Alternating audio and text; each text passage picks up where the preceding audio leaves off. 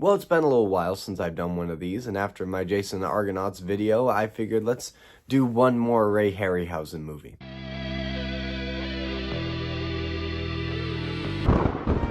Revenge of the Remakes.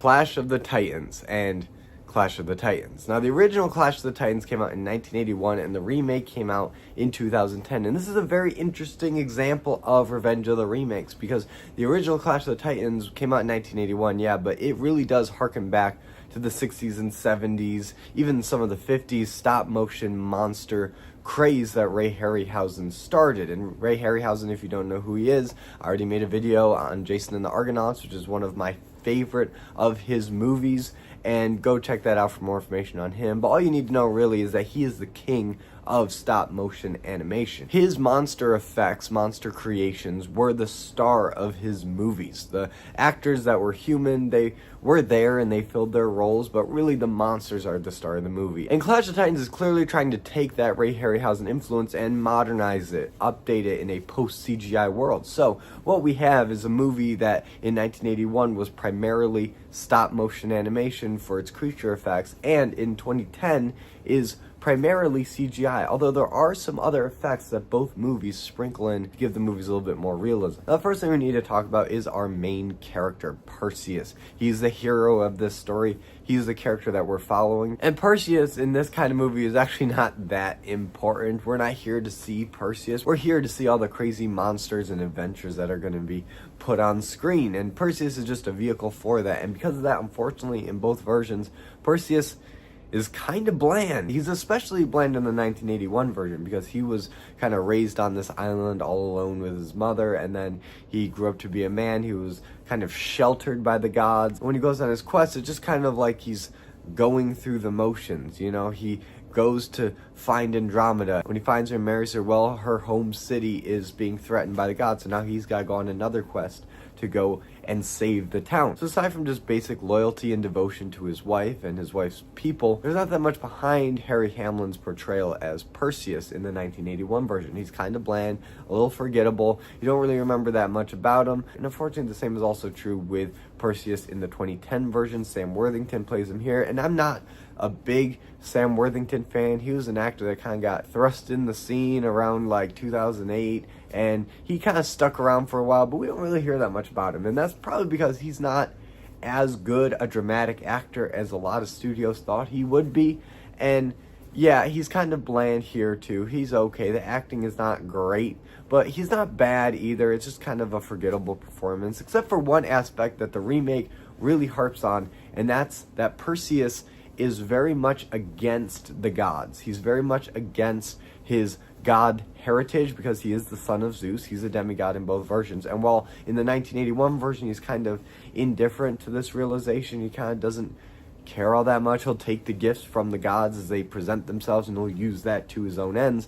But in this one, he flat out rejects the gifts of the gods, like his magic sword, like the Pegasus. He does not want anything to do with those, which on a character level does give us something more to identify with. He's got more of a motivation. He's going to kind of thumb his nose up at the gods. He's going against the gods. He wants to do this as a man, as a hero of men, not necessarily as a servant of the gods. But by the end of the movie, he has to embrace both aspects of his god and man heritage in order to accomplish his quest. So in that sense, he does have a little bit more of a character that we can identify and relate to, but the downside to that is we do not see him use those gifts to full effect like we see in the original. And yeah, it is a little disappointing when they keep teasing this magic sword and this Pegasus, and we really don't see them used that often. They actually don't get that much screen time, period, especially compared to the original when the effects were a lot more meticulous. Pegasus was stop motion, and they actually had to mix between a stop motion horse and a live action horse for some of the close-ups, and it's a pretty cool effect, if not a little bit cheesy. I especially like how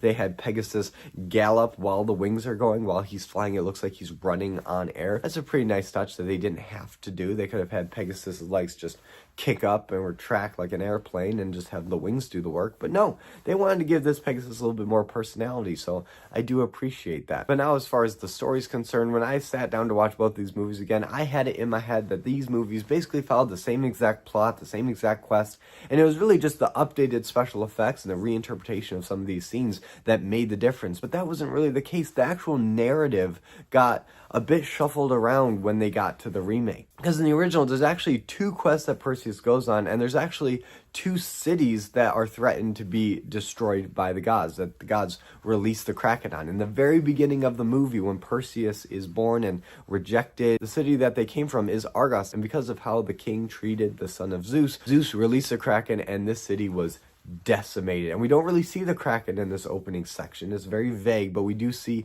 the entire city just get flooded. It's a pretty impressive practical effect how they're able to manipulate the water on this, I assume, miniature of the city and just destroy it completely. It actually looks really cool. And that's all basically the prologue. The real thrust of the mission gets started when Perseus is an adult now. He has all these gifts of gods, and he's in Joppa now in this amphitheater, and he meets Burgess Meredith, who's kind of his spirit guide, this poet. And Perseus goes into the town and he learns about Andromeda and what's going on here. That's probably one of the biggest differences in narrative between these 2 movies, because Andromeda and her mom Cassiopeia, the queen, they are ruling over Joppa, not Argos. Because in the remake, Argos is the city that most of the action goes down. It's the city that they release the Kraken to at the end. It's the city that Andromeda and Cassiopeia are from. And it's really the only city that we see in the whole movie. The movie is all about Argos and the revolution against the god that's happening in Argos. Where in the original, there's multiple towns that we see. We see Argos in the very beginning, and then we see Joppa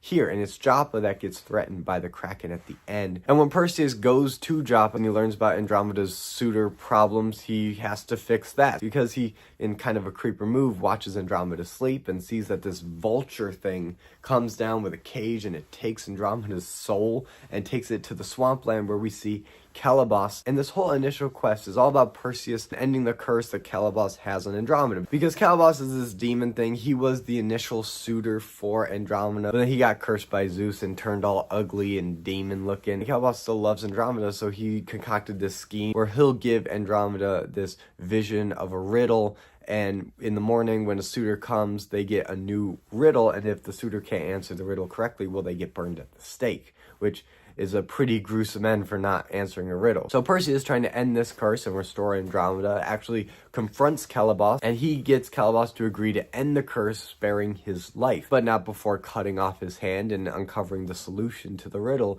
And Perseus and Andromeda get married that same day. And it's during that wedding ceremony when Cassiopeia gets a little vain and a little ambitious. She says that her daughter is more attractive than the gods, and the gods don't appreciate that. So that's when the gods threaten to unleash the Kraken on Joppa, and that's what spurs on the main quest for this movie. So if you're following so far, in the original, there's this whole subplot of Calibos and Andromeda and this dream thing, this riddle, that is entirely absent from the remake. The remake is all about the mission to save Andromeda's life, to stop the Kraken from destroying Argos in this version, which was Joppa in the original. And all the stuff with Calibos is handled very differently. Calibos is actually Perseus's earthly dad, so I guess kind of stepdad. When Zeus was getting frisky with his mom, she was a married woman. Her husband was King Acrisius, who, after discovering the affair, throws Perseus and his mom into the sea, and Zeus is not happy about that. So he strikes down Acrisius, turning him into Calibos. And after that, Calibos is kind of just this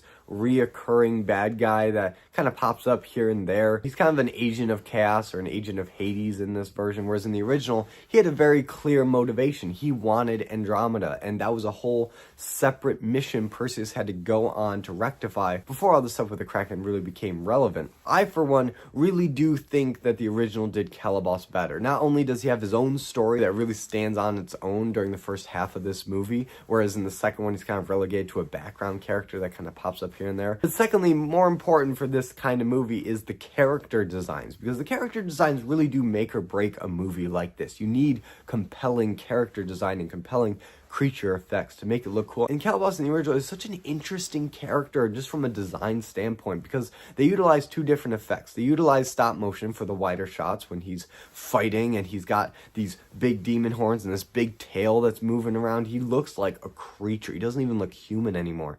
But then when they go to the close-ups, they actually have a man in a suit with makeup and effects, and it actually blends very well. When they cut between the stop motion and the makeup effects, it actually looks pretty convincing. Versus in the remake where he is just a man in the suit, and they gave him this completely different design where he's still kind of reddish like he was in the original. He doesn't have the horns, the lizard tail, or the talons that he had in the original. He just looks like a dude whose skull got split open and you can see a bit of his brain inside. And I guess the split skull does kind of look like demon horns a little bit just from silhouette, but this is just a much less interesting interpretation. But I do give credit that they did go for a practical look, that they didn't just do CGI with him like they did with some of the other monsters, that he is there. And while it's not as creative as the one from the original, I do appreciate that they did try something memorable with the split skull because you do remember that. So it's not nothing. I just like the Calabas from the original better. I think there was more time and effort put into crafting a unique character design with that one. Both versions really kick into high gear when Perseus goes on his quest to stop the Kraken. In order to do that, Perseus has to go to the Stygian witches. They're the three witches with the one eye that sees all. And they're interesting because you could do a lot with these witch characters. And honestly, both versions, they don't do much with these character designs. I was really looking forward to see what kind of weird creature design they were going to come up with. If Calabas was that outlandish, I wanted to see what these witches would look like. And the witches don't look all that different in either version. In the original, they just got some makeup over their eyes to make it look like they don't have eyes, although it's not that convincing because you can see the cracks where the actors need to be able to see in the makeup. So yeah, it doesn't look that convincing. And the eye that they have in the original, it doesn't even look like an eye, which I do give points for creativity because it has this kind of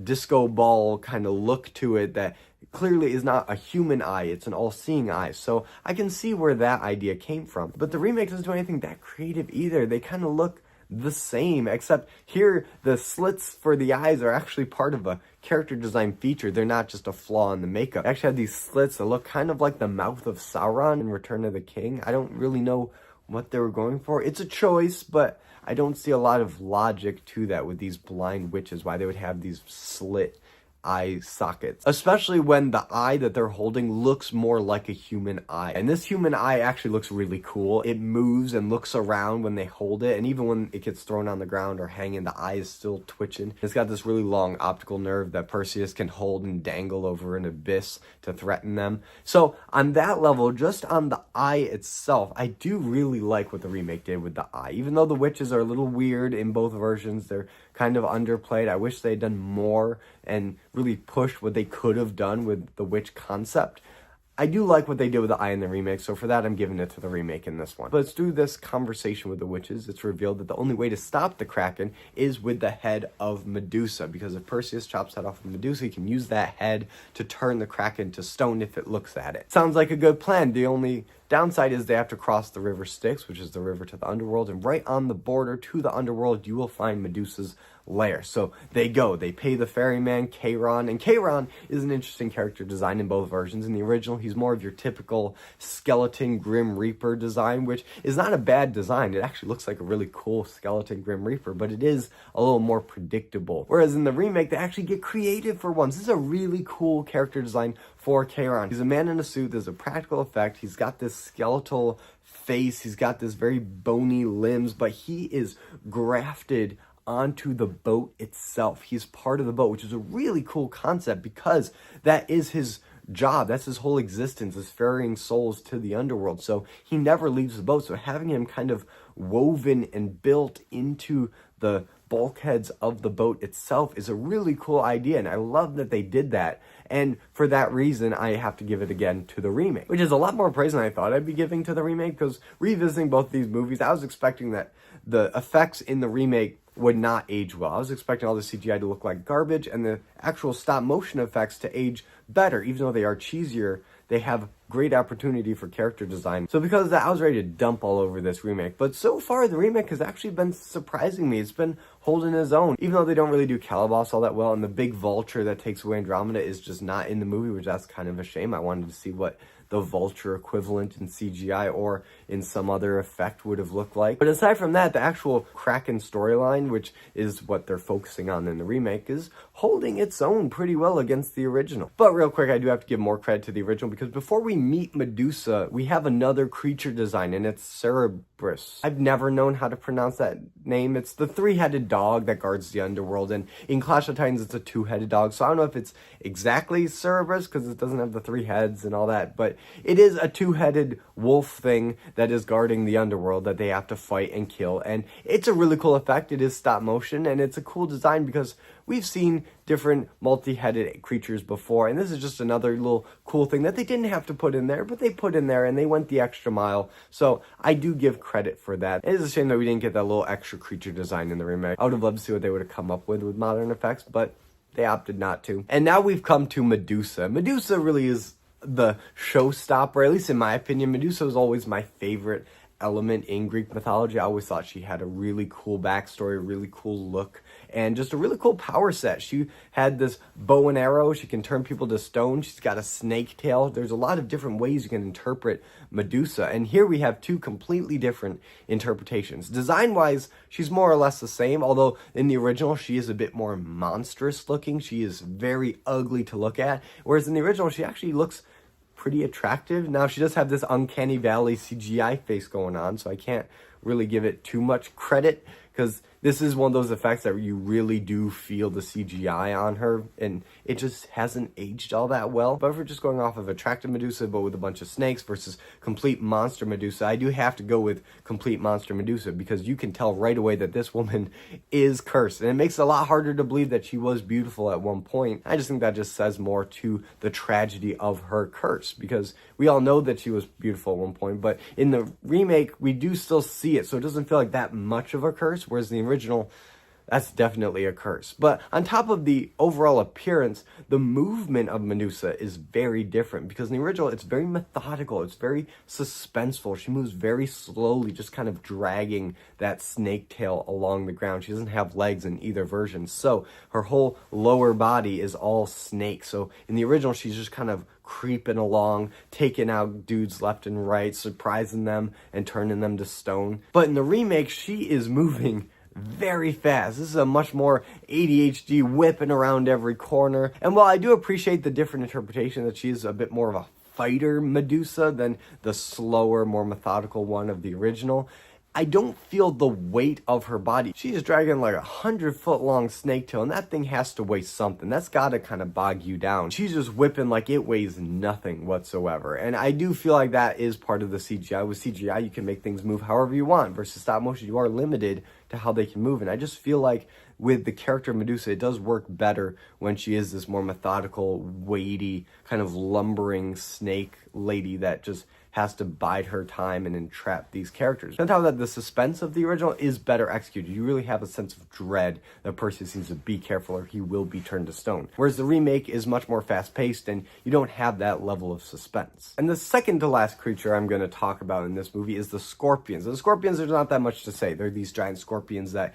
in the original, Calabas, who has this fork hand, stabs the head of Medusa and it drips some blood, and the blood turns into scorpions. And it's around here where Perseus and his men have to fight these scorpions, and it's a stop-motion scorpion battle. And if you've seen my Jason the Argonauts video and you know my thoughts on how they handled the Hydra fight, it's basically the same thing here, but with a bunch of scorpions. And it looks impressive, it looks cool, and yeah, that's all I really have to say about that. But in the remake, the scorpions are a completely different creature entirely. They are made from the blood that dripped on the ground when Calabas lost his hand in a fight much earlier in the movie. This is not from Medusa's blood, this is Calabas's blood. And actually, his hand turns into one of the scorpions, which it took me a while to piece this together, but the hand scorpion is the big one that they end up riding later in the movie. And the smaller scorpions, which are still pretty massive in this movie, are just from the drops of blood. And those ones they fight in spectacular fashion. They get a lot more creative with the kills with the scorpions in this. And the scorpions are actually interesting because they use a combination of CGI and practical scorpions on set that are massive. One of which Perseus allows himself to get eaten by, and then he pops out. And when he pops out, that is a practical scorpion that he popped out from. And it just makes the effect look a lot cleaner when they combine CGI with practical stuff, which they did a lot more in this remake than I expected. There's only a couple instances I can think of when the CGI really shows, but here with the scorpions I think look better than they do in the original, because in the original they were limited. They could only shoot them from certain angles and they could only get them to a certain size scale-wise. But here, scorpions are a lot bigger, they're a lot more menacing, and they just look more realistic. And now we've made it to the finale, because while Perseus is going on this quest, he's fighting all these monsters, Andromeda is basically being led to her death, because if she doesn't get sacrificed to the gods before the Kraken comes, the Kraken's going to destroy the whole city. So a lot of people in both versions are thinking, okay, we need to just sacrifice Andromeda. And Andromeda does get chained up and offered to the Kraken as an offering. So now Perseus needs to fly in with the head of Medusa at the last second and destroy the Kraken. In both versions, Pegasus gets knocked right out of the air, and Perseus needs to go on the shore and stop the Kraken standing on his own 2 feet. And in both versions, the Kraken turns to stone. But what's different is the Kraken design. In the original, he is this big, lumbering ape fish creature. It's a weird design, but at the same time, it is memorable and it is very Ray Harryhausen. It's got multiple arms, it's got some tentacles, it's got fins and gills, and it looks like if you were to cross a monkey with the creature from the Black Lagoon. That's kind of how he looks. And he looks really cool. He looks intimidating. He looks big. And you can actually tell what he looks like. You look at the Kraken in the original, you can have a pretty good understanding of the anatomy of the Kraken. You know kind of what that design is. In the remake, it's a bit more vague. They didn't do what I was afraid of and just make him the Kraken from Dead Man's Chest with just a bunch of tentacles and a big mouth at the bottom of the sea, this big octopus thing. But at the same time, they did kind of split the difference with the original design. They do have a lot of tentacles coming up, and it's just this whirling mass of CGI tentacles, but he does have an actual body too. He's got a torso and he's got a head that is just this gaping mouth, and it's not a bad design. It's not horrible. You can still kind of make out what he is, but it's a lot less clear. And with all the water effects and all the CGI, which just kind of blends as this kind of gray mass, these different shades of gray, it doesn't really lend itself to being as memorable a design as the original, because with the original you had greens, you had a few different colors laced in with the paint of the character model, but this one, it's just all different shades of gray. It's kind of generic. It's kind of forgettable. All you really remember from it is its mouth and all the tentacles, and that doesn't really paint a complete picture of what the Kraken is. So for the Kraken, even though the CGI is more impressive and it's bigger and it feels larger, I do have to give it to the original, because the Kraken design is just better. It's cleaner, it's a little less confused, it's more memorable, and at the end of the day, when I think of a Kraken, that's the one that I think of, not the remake. And after that, both movies wrap up in pretty much the exact same way. Perseus lives happily ever after. That's really it for Clash of Titans. This is a little bit different Revenge of the Remakes. Instead of comparing characters and actors and storyline, I'm really just comparing the different monster designs, because that's really why both movies exist. They're showcases for the creative and wacky creatures and monsters that we're going to come across on these various quests. And on the whole, the remake actually fared better than I thought going in. There's actually a few character designs that are memorable, that are interesting, that hold up pretty well. And they did take some risks with the narrative that kind of made it a little bit more streamlined, and they had a bit more focus on what the gods were doing, which was cool. I didn't have time to get into that, but that is a cool aspect of the movie. Whereas the original was very much a Ray Harryhausen showcase. This was the last movie he did. It is a stop motion fever dream. There are stop motion effects going on all over the place. They have two completely separate quests in this movie to showcase even more creature effects. And all that looks really cool, again, given the limitations at the time. And on the whole, I do remember those creature effects more than the ones in the remake. Especially Medusa is a standout for what you can really achieve with suspense and horror in stop motion. And bringing all of that into consideration, I do think the original Clash of Titans holds up just a little bit better than the remake. The remake is still a pretty interesting example of adaptation, and if you're gonna watch the remake, I would say watch both back to back, because it is a very interesting experience when you can see the creative liberties taken with both versions. And neither one is a bad movie either. I actually think that the remake as a story holds up pretty well. Same thing with the original. But at the end of the day, I do remember the monsters from the original a lot clearer in my memory than the ones in the remake. And that's honestly just a testament to Ray Harryhausen's amazing creature design. But now I turned over to you guys. What do you think about Clash of the Titans? Which one is your favorite? And whatever you think, let me know in the comments. And if you like this video, be sure to give it a like and subscribe for more content, and hit the notification bell to be notified every time I upload a video. And as always, I'm Colby. This is my nerdy talk, and I'll see you in the next video.